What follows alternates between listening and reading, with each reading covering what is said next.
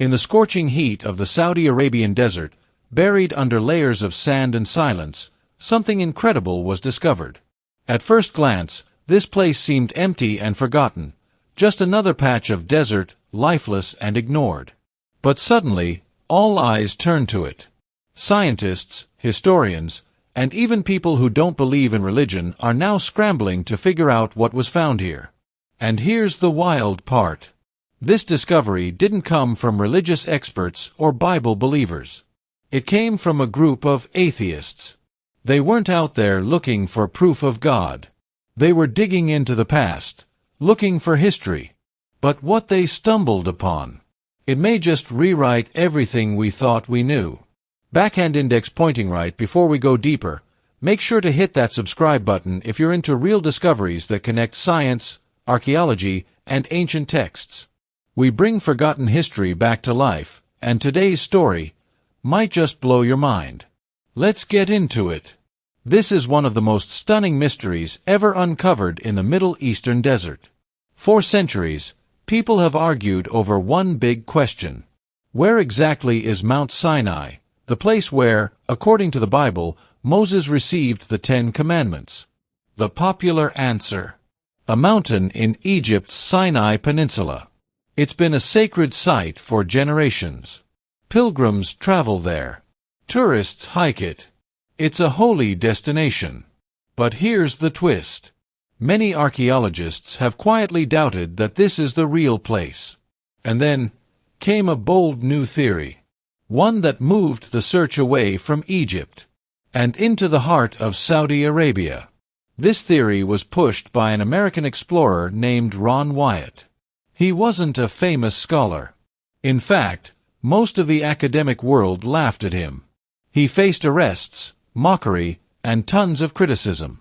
But he believed something big. That the real Mount Sinai was not in Egypt, but in a remote mountain called Jebel al-Lawz, hidden deep in Saudi territory. Now, Wyatt wasn't a trained archaeologist. He was actually a nurse anesthetist by profession. But he had a deep love for biblical archaeology, and in the late 1980s, he set out on a daring journey. Armed with ancient maps and Bible clues, he traveled into the forbidden mountains of northwestern Saudi Arabia, a place most people weren't even allowed to visit. What he saw there shocked him. But at the time, no one took him seriously. The area was highly restricted, and the evidence? Well, it was hard to get to. His photos were intriguing, but not enough to convince the mainstream academic world. At least, not back then.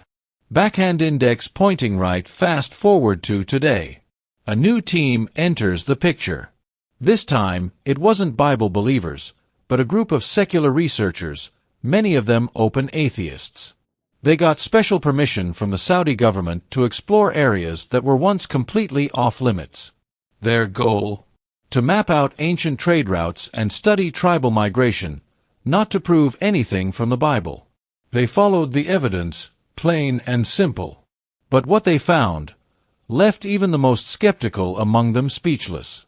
One of the team leaders, a European geologist, said this in an interview. "We came here as scientists, not believers. But the features we're seeing on this mountain, they match almost exactly with what's written in the book of Exodus. It's unsettling." Here's what they found. Volcano: a mountain with a blackened top, scorched by what looks like intense heat. But get this, there's no volcanic activity anywhere nearby. Then they found a giant split rock, right in the middle of the desert. Not just cracked, this rock showed signs of water erosion. That's wild, considering it's in one of the driest places on Earth.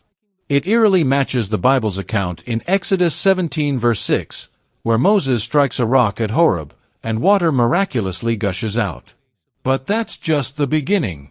Near the base of this mysterious mountain, the team discovered a huge circular stone structure, and nearby, ancient carvings of cattle and bulls etched into rocks. These strange symbols might not seem like much at first glance, but anyone familiar with the Bible would instantly think of Exodus 32. That's where the Israelites made a golden calf and worshipped it while Moses was up on Mount Sinai. Could this be the place where that story actually happened? Ron Wyatt had documented this site decades ago, but at the time, most experts didn't take it seriously. Now, with independent researchers confirming the site's existence and bringing in high-resolution images, carbon dating, and geographic data, the story is much harder to ignore. Even the Saudi government, which used to keep this area very private, has started building fences and putting up surveillance cameras around it. That suggests they know just how important this place might be. Another shocking discovery came from the summit of the mountain. It's not just dark, it's literally burned. Satellite images confirmed the rocks had been scorched, not just stained. But there's no evidence of a wildfire, no volcanic ash, and no natural cause that explains it. This lines up with Exodus 19 verse 18, where it says Mount Sinai was covered in smoke because God descended on it in fire. The team also found rows of stone markers, possibly boundary markers. In Exodus 19 verse 12, God tells Moses to put limits around the mountain and warn the people not to come too close. These researchers weren't looking to prove the Bible. They were just following the evidence. But the things they found matched the biblical account, almost word for word. And now, some of those researchers are refusing to talk. A few have gone completely silent. One even posted a mysterious message online that said, "Everything we thought we knew is being turned upside down." A group of researchers went in to debunk Bible stories. Now they can't sleep at night. Their discoveries have shaken the scientific world. Could the real Mount Sinai actually be in Saudi Arabia, not Egypt? If true, it would force experts to rethink the Bible's geography and suggest the Exodus might be more than just a story. It could be real history.